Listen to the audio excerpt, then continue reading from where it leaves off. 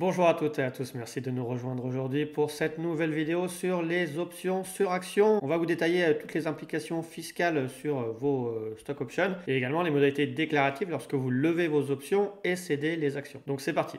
Alors effectivement, le régime des options de souscription ou d'achat d'actions, c'est lorsqu'une société va permettre à ses salariés ou dirigeants d'exercer des options sur des actions de la société et ainsi de souscrire ou d'acheter à des conditions avantageuses des actions de la société qui les emploie ou d'autres sociétés du même groupe. Et dans le cas des dispositions spécifiques des articles L225-177 à L225-186 du Code du commerce. Dans ce cas-là, il faut se poser la question de la fiscalité applicable. Il y a plusieurs étapes. D'abord, l'année de l'option, finalement, il n'y a pas de conséquences fiscales, sauf pour ce qu'on appelle le rabais excédentaire, qui est la différence entre le prix d'option et la valeur réelle du titre qui dépasse un certain pourcentage. Et là, ça va dépendre de l'année à laquelle a été offerte l'option. Donc, si les options ont été offertes entre le 1er janvier 1990 et le 30 juillet 1993, la fraction du rabais qui va excéder 10% de la valeur réelle de l'action va être un rabais excédentaire et imposable l'année de l'option. Et pour les options qui étaient offertes après le 1er juillet 1993, là vous aurez un rabais excédentaire pour la fraction du rabais qui va excéder 5% de la valeur réelle de l'action. Donc ce qui peut se passer souvent en pratique, vous avez un rabais de 15% sur la valeur réelle du titre. Dans ce cas-là, effectivement, vous aurez un rabais excédentaire puisque vous allez excéder les 5% de la valeur réelle de l'action. Et ce rabais excédentaire sera imposable comme du salaire l'année de l'option et viendra ensuite en déduction des sommes à déclarer lors de la cession ultérieure des titres sur lesquels vous avez pu exercer l'option. Et bien sûr, elle va s'appliquer également la CSG-CRDS des revenus d'activité. Donc au titre déclaratif, si vous avez eu une levée d'options en 2022 et un rabais excédentaire, vous serez imposable comme du salaire à déclarer case 1TP et à ne pas déclarer surtout case 1AJ comme du traitement des salaires classiques, puisqu'il va falloir individualiser ce montant pour qu'il ne soit pas pris en compte pour le prélèvement à la source. Ensuite, l'année de cession des actions issues des options, c'est là où vous allez avoir une vraie fiscalité. À la fois sur l'avantage tiré de la levée d'option, donc c'est la plus-value d'acquisition qui va être égale à la différence entre la valeur réelle de l'action à la date de levée de l'option et le prix d'achat majoré du rabais déjà imposé lors de la levée de l'option, donc ce rabais excédentaire, pour éviter d'avoir une double imposition sur ce rabais excédentaire. Et également, il y aura une plus ou moins value de cession qui va être la différence entre le prix de cession et la valeur du titre lors de la levée d'option. Mais bien sûr, si vous allez céder vos titres en même temps que la levée d'option, il y aura un seul profit taxable et qui va correspondre à cette plus-value d'acquisition. Alors là également, il va falloir différencier les dates d'attribution des options. Donc si elles ont été attribuées avant le 28 septembre 2012, on va voir qu'il y a beaucoup de possibilités et c'est assez complexe. Il va falloir bien séparer les dates d'attribution. Puisque notamment pour cette période-là, il y avait des conditions de forme nominative et de délai d'indisponibilité de 4 ans voire 5 ans qui, à défaut de respect, entraînaient une requalification directement en traitement et salaire dans le cadre de ce qu'on appelle des plans non qualifiés. Donc il faut toujours bien regarder si vous êtes dans le cadre d'un plan qualifié, non qualifié. Je ne rentre pas plus en détail sur ce point-là. Donc si c'était des options attribuées avant le 1er janvier 90, vous aviez une exonération définitive. Ensuite, des options attribuées entre le 1er janvier 90 et le 19 septembre 95, là c'est le régime des plus-values mobilières qui s'applique. Déduction faite bien sûr du rabais excédentaire qui avait déjà été taxé l'année de la levée d'option, avec également l'application des prélèvements sociaux à 17,2%.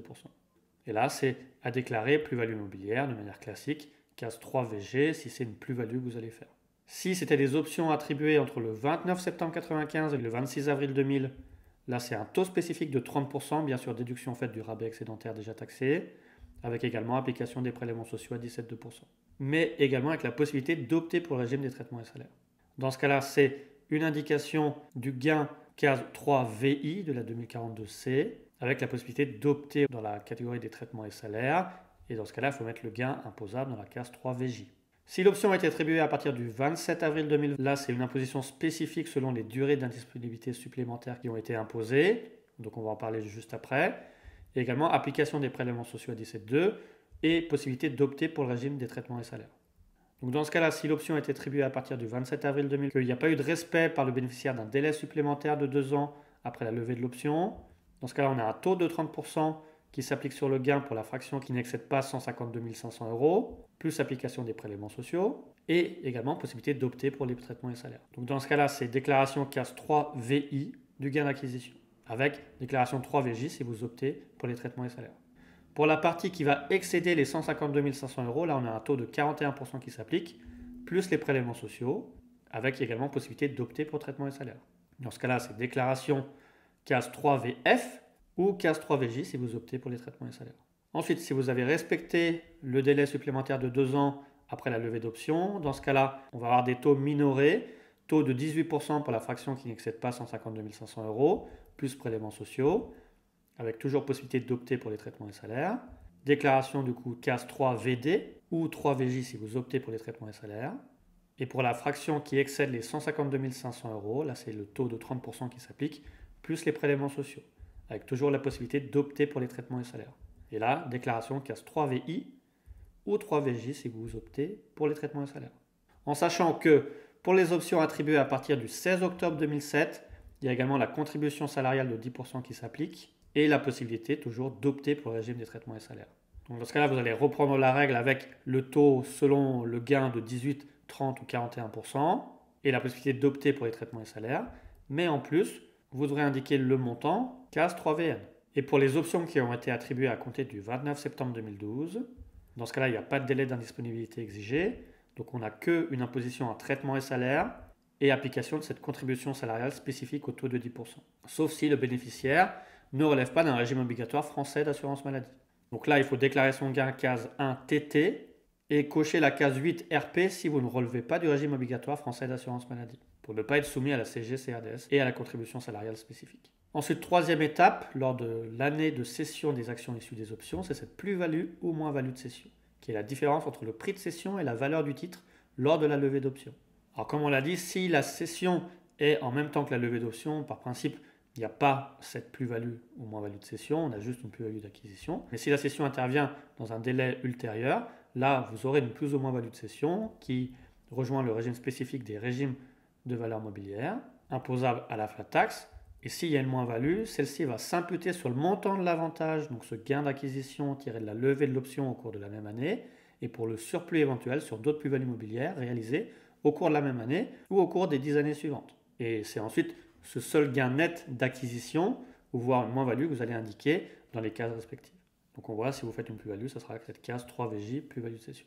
Alors sur les obligations déclaratives, c'est la société émettrice qui a son siège social en France ou l'entreprise française qui emploie le bénéficiaire, si les options ont été consenties par une société étrangère, qui doit remplir les obligations déclaratives. À la fois l'année de l'option, elle doit avertir l'administration fiscale via sa DADS ou sa DSN du nombre d'actions acquises, des valeurs unitaires à la date de levée d'option, des prix souscription, la fraction du gain de levée d'option, de source française, ainsi que les dates d'attribution et de levée des options. Également, avant le 1er mars de l'année suivante, avertir l'établissement chargé de la tenue des comptes titres si c'est un établissement tiers qui gère les titres. Et également fournir un état individuel au salarié qui reprend ces informations et qui lui permettra de déclarer ses revenus de manière correcte, puisque celui-ci devra déclarer l'année de l'option, le rabais excédentaire dans sa rémunération annuelle imposable et le porter sur sa déclaration de revenus au titre de l'année de l'option. Et également faire sa déclaration de revenus pour y inclure son gain de levée d'option, voire sa plus-value de cession. Bien sûr, il faut que toutes ces informations soient communiquées à l'administration fiscale sous peine d'amende fiscale. Ensuite, on va passer aux non-résidents et migrants, puisque c'est une situation qui peut se passer assez souvent en pratique lorsque vous allez changer de pays et de résidence fiscale entre les différentes étapes de la fiscalité des options sur actions. Donc effectivement, il y a d'abord la partie de la fiscalité du rabais, qui est ce gain de nature salariale. Il va falloir apprécier votre résidence fiscale au moment de la levée d'option.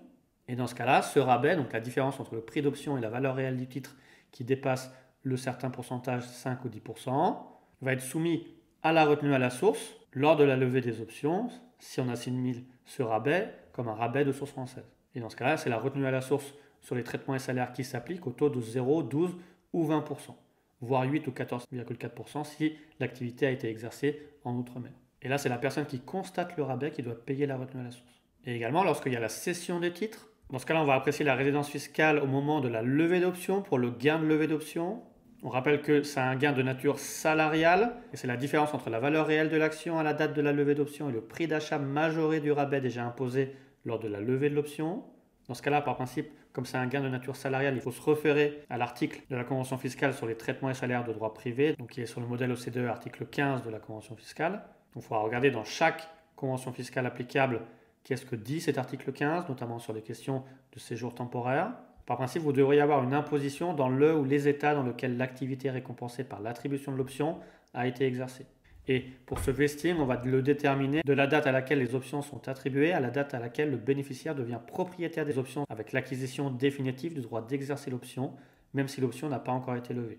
Et là, il va falloir voir si on récompense des services passés, services futurs ou les deux, et quel est le pays impliqué. Et si on a un gain de source française, là on va appliquer la retenue à la source prévue par l'article 182A ter grand 3-2 du Code général des impôts. Et ce qui fait qu'on devra encore séparer les options sur actions attribuées avant le 28 septembre 2012 et celles attribuées après le 28 septembre 2012. Si on est sur des options sur actions attribuées avant le 28 septembre 2012, on va être sur la retenue à la source applicable par rapport au taux spécifique, 18%, 30%, 41%, alors que pour les options attribuées à compter du 28 septembre 2012, on est sur du traitement et salaire classique avec application de la retenue à la source sur les traitements et salaires à 0, 12 ou 20%. Et c'est la personne qui verse les sommes qui doit payer la retenue à la source. Donc si on veut reprendre pour un non-résident sur son avantage tiré de la levée de l'option, donc cette plus-value d'acquisition, il y aura une retenue à la source non libératoire de l'impôt sur le revenu qui va ensuite s'imputer sur l'impôt sur le revenu définitif. Si l'option a été attribuée avant le 28 septembre 2012, dans ce cas, il va falloir différencier certains critères. Soit la retenue à la source a été opérée au taux prévu selon le régime spécifique, et le bénéficiaire ne souhaite pas opter pour le régime des traitements et salaires au moment de la déclaration de revenus. Dans ce cas-là, il va déclarer ses plus-values d'acquisition en ligne 3VD, 3VI ou 3VF de la déclaration 2042C, porter la retenue à la source case 8TA et remplir sa 1041E. Donc on voit, il va falloir regarder si son gain est taxable à 18%, 30%, 41% et mettre la retenue à la source case 8TA et remplir le formulaire 2041E. Si la retenue à la source a été opérée au taux prévu par le régime spécifique mais que le bénéficiaire souhaite opter finalement pour le régime des traitements et salaires, dans ce cas-là, il va mettre sa plus-value d'acquisition en ligne 3VJ et également la retenue à la source case 8TA et remplir le formulaire 2041E. Donc là, on voit encore retenue à la source case 8TA, remplir le formulaire 2041E et option pour la catégorie des salaires en mettant le gain d'acquisition case 3VJ. Si la retenue à la source a été opérée selon les règles des traitements et salaires, mais que le bénéficiaire souhaite finalement revenir au taux spécifique de 18, 30 ou 41%, dans ce cas-là, il va falloir remettre son gain ligne 3VD, 3VI ou 3VF et également mettre la retenue à la source case 8TA et remplir le formulaire 2041E. Donc là, on voit encore case 8TA pour la retenue à la source, formulaire 2041E, plus le gain taxable spécifique à 18, 30 ou 41%. Et enfin, si le régime des traitements et salaires a été opéré et qu'on souhaite maintenir ce régime des traitements et salaires, dans ce cas-là, on va mettre le gain case 3 VJ et remplir la case 8TA de retenue à la source et la 2041E. Donc là, on revient sur déclaration 8TA de la retenue à la source, on remplit le formulaire 2041E et on met son gain imposable, case 3VJ. Tout en n'oubliant pas de dire que si la personne non résidente est affiliée à un régime français obligatoire d'assurance maladie, ce montant de gain d'acquisition va être soumis pour les attributions gratuites attribuées après le 16 octobre 2007 à la contribution salariale spécifique de 10%. Donc il faudra l'indiquer case 3VN de la déclaration de 2042C. Donc on va falloir reporter encore ce montant case 3VN. Ensuite, si les options ont été attribuées à compter du 28 septembre 2012, dans ce cas-là, on a une retenue à la source qui va être opérée comme en matière de traitement et salaire. Il faudra indiquer la plus-value d'acquisition case 1TT de la déclaration 2042C et également la retenue à la source appliquée case 8TA et remplir 2041E. C'est la case 8TA retenue à la source et case 1TT pour le gain d'attribution. Et ensuite, vous remplissez également la 2041E pour expliquer le calcul de la retenue à la source. Et pareil, si le résident est non affilié à un régime français obligatoire d'assurance maladie, il faudra cocher la case 8RP pour ne pas être soumis à la CSG, CRDS et la contribution salariale spécifique. Ensuite, troisième partie des gains sur les options sur actions, c'est la plus-value de cession potentielle s'il y a un écart de délai entre la levée d'options et la cession des actions. Dans ce cas-là, c'est du gain en capital et qui est égal à la différence entre le prix de cession et la valeur des titres lors de la levée de l'option. Et là, par principe, on se réfère aux articles 13 ou à défaut 21 des conventions fiscales, type convention modèle OCDE. Donc là, il va falloir regarder ce que dit la convention fiscale encore entre votre pays de résidence et la France, à la fois article 13 ou à défaut article 21. Et par principe, on a souvent une imposition dans le pays de résidence, même s'il faut faire attention aux questions de participation substantielle, qui permet qu'il n'y ait pas de retenue à la source applicable en France. C'est une imposition exclusive sur ce gain dans le pays de résidence. et votre résidence fiscale devra être appréciée au moment de la cession pour justement ce gain de cession. Donc voilà, on a terminé sur les explications du régime fiscal des options sur actions. Vous voyez que ça peut être un peu complexe selon les dates d'attribution des options. Et également, il faut bien différencier si vous avez un plan qualifié, non qualifié. Et également, si vous êtes qualifié comme un salarié migrant, pour savoir quelle est votre vraie fiscalité applicable en France et si potentiellement il y a une retenue à la source ou pas à appliquer en France. Et dans ces conditions, on reste bien sûr à votre disposition pour répondre à vos questions en commentaire. Merci et à bientôt.